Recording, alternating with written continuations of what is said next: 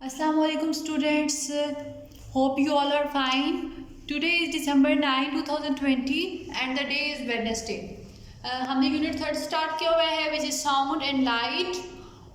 Last lecture में हमने इसके ऑब्जेक्टिव में हमने इसके MCQs कर लिए थे, हमने इसकी फिलिंग द ब्लैंक्स कर ली थी और हमने इसके ट्रू फॉल्स जो है वो हमने कर लिए थे. तो अब इसके ऑब्जेक्टिव का लास्ट हमारे पास रह गया है मैथ्स करेक्ट साउंड रह गया था और हमने इसकी डेफिनेशंस करनी है आज.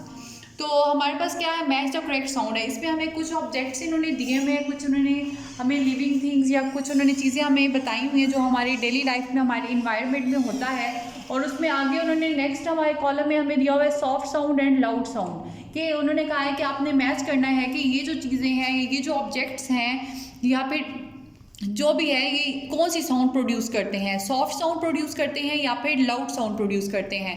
जो वो ये चीज़ें साउंड प्रोड्यूस करती हैं आपने उसके साथ उसको मैच करना है. फॉर एग्जांपल फर्स्ट हमारे पास है एरोप्लेन. अब एरोप्लेन जो है आपको पता है वो कैसी साउंड प्रोड्यूस करता है, लाउड साउंड प्रोड्यूस करता है. दैट्स वाई हमने इसको लाउड साउंड के साथ मैच करना है. उसके बाद है कैट्स म्यू, मतलब कि कैट जो है जो आवाज़ निकालती है म्यू करती है तो वो कौन सी साउंड प्रोड्यूस करती है, वो सॉफ्ट साउंड प्रोड्यूस करती है. That's why we have to match cats mew with soft sound. उसके बाद है चिपिंग ऑफ बर्ड्स, के परिंदे जो हैं वो चहचहाते हैं तो वो कौन सी साउंड प्रोड्यूस करते हैं, उनकी भी साउंड जो प्रोड्यूस होती है वो नरम आवाज़ होती है उनकी चहचहाने की. दैट्स वाई हमने इसको भी सॉफ्ट साउंड के साथ मैच करना है. उसके बाद है रस्टिंग ऑफ लीव्स, कि जो पत्ते जो झड़ते हैं दरख्त से उसकी साउंड कौन सी होती है, वो भी सॉफ्ट साउंड होती है. इसलिए हमने इसको भी सॉफ्ट साउंड के साथ आपने मैच करना है. उसके बाद है ट्रक्स. अब आपको पता है ट्रक्स जो होते हैं इतने हैवी ट्रक्स होते हैं वो कैसी साउंड प्रोड्यूस करते हैं, लाउड साउंड प्रोड्यूस करते हैं.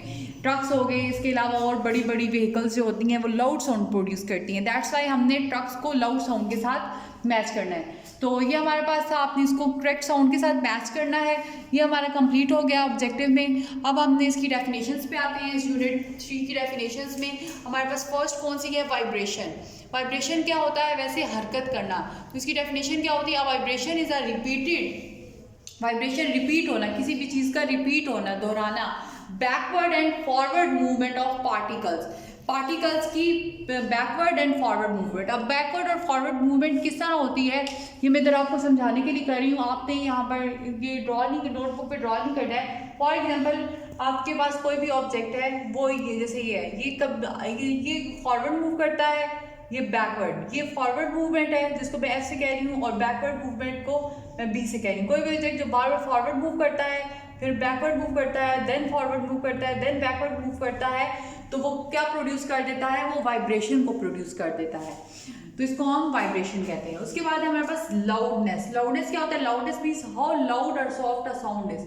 लाउडनेस का क्या मतलब होता है कि जो हमारी आवाज़ प्रोड्यूस हो रही है वो कितनी लाउड है, कितनी ऊंची है, या और सॉफ्ट, या फिर वो कितनी कम है आवाज़, उसकी कितनी पिच है.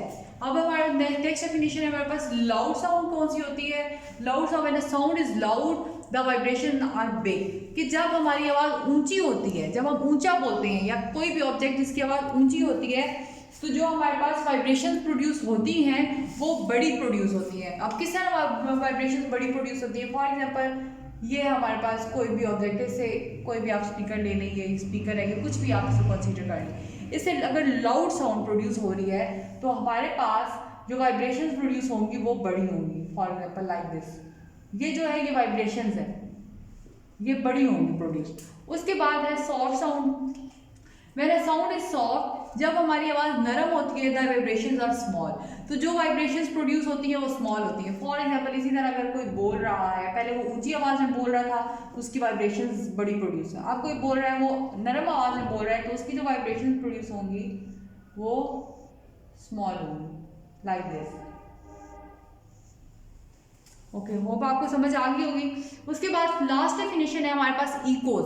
इकोज क्या होते हैं हमारे पास, echoes are sound waves. Echoes होती है वो हमारे पास साउंड की वेव्स होती हैं, वो भी इसी फॉर्म में वेव्स होती हैं.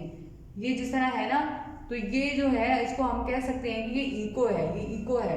ठीक है, साउंड की जो वेव्स होती हैं उनको हम इको कहते हैं. That hits a large solid object and bounces back, कि जो बड़े सरफेस एरिया पर अटैक करती हैं जाकर और फिर बाद में हमारे पास वापस आती है वही आवाज़। फॉर एग्जांपल, आप एक खाली रूम में खड़े हैं, बहुत बड़ा है वो कमरा, आप कुछ भी बोलते हैं तो आपकी आवाज़ उसकी कमरे की दीवार के साथ जाके टकराती है और वो आवाज़ आपको दोबारा से सुनाई देती है।